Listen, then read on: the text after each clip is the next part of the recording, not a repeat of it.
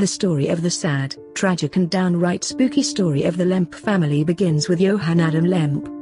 He arrived in St. Louis from Germany in 1838. He started a small family store on the corner of what is now Delmarest and 6th Avenue. He sold the typical household items that most needed for day-to-day living, including his old family recipe of homemade beer. His own recipe was very different from most beers being brewed here at the time. In those days, most beers were darkly brewed. Lemp's family recipe was a refreshing light golden color, and the taste proved to be a huge success in Missouri, because he soon sold the grocery store and started his own small brewery. His new creation was Lemp beer. Things were going very well for the Lemp family, but things have a way of turning around quickly.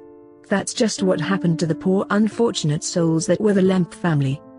By the 1850s, Lemp's Western Brewing Company was one of the largest brewing company in the United States. In 1858, the beer captured first place at the annual St. Louis Fair. Adam Lemp died on August 25, 1862, and his son, William, began a large expansion of the brewery. He purchased 5 city blocks on Cherokee, above the Lagering Caves. In 1864, a new plant was completed at corner of Cherokee Street and Carondelet Avenue. By the 1870s, they controlled the beer market in the United States and held on to that position until Prohibition.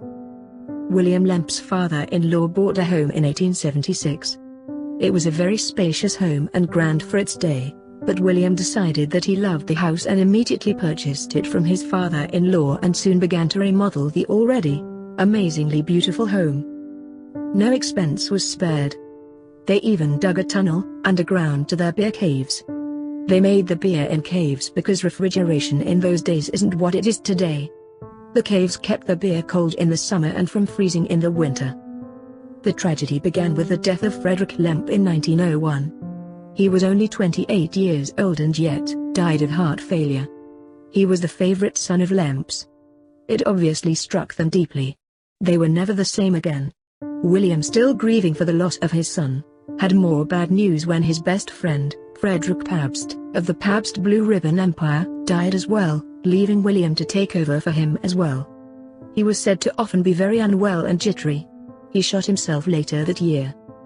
That brought the company to the leadership of William Lemp Jr. He had a very beautiful wife who came from a very wealthy family in her own right.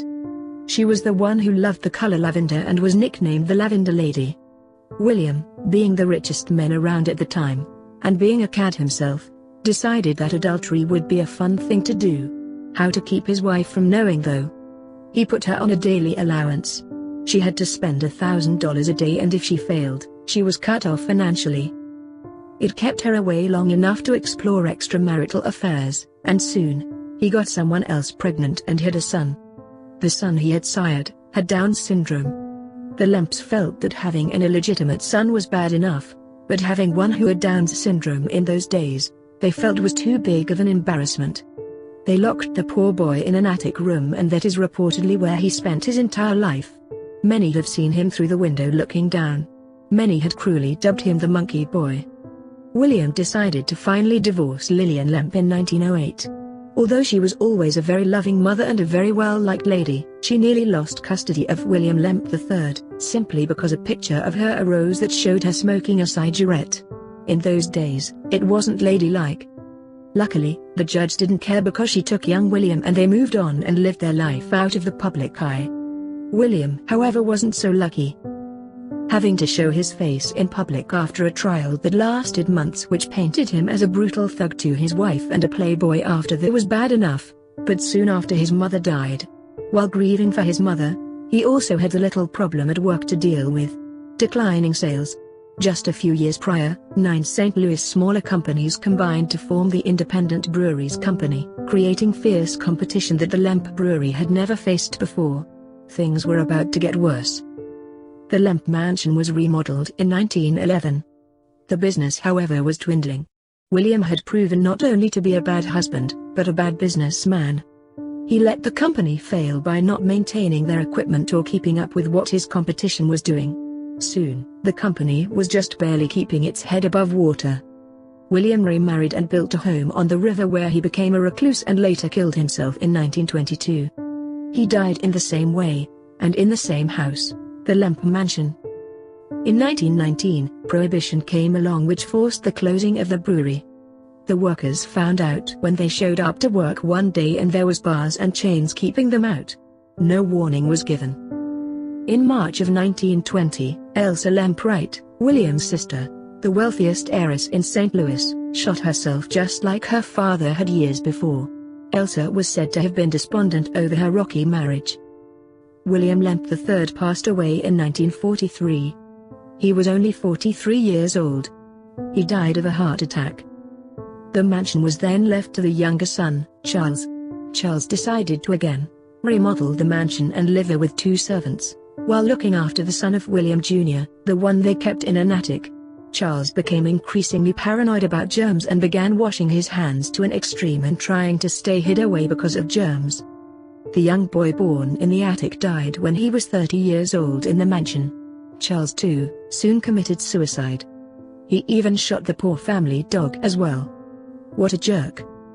The last of the Lemp family, Edwin Lemp. He had walked away from the Lemp empire long ago and he had nothing to do with the business or the mansion. He had built a nice home in 1913 in Kirkwood and lived to be an old man who died peacefully in his sleep. The mansion in the meantime had become nothing more than a run-down boarding house. It fell into disrepair until 1975, when a man named Dick Pointer and his wife bought it and remodeled it into a restaurant and bed and breakfast. It was a huge success. That didn't come without a few bumps in the road, or should I say, bumps in the night. Guests continually speak of strange noises, apparitions and ghostly sightings and footsteps when no one is there. The staff often experience the same things. It continues to be a spot that tourists and ghost hunters continue to flock to till this very day. Would you stay at the Lemp Mansion? I think I would. Till next time.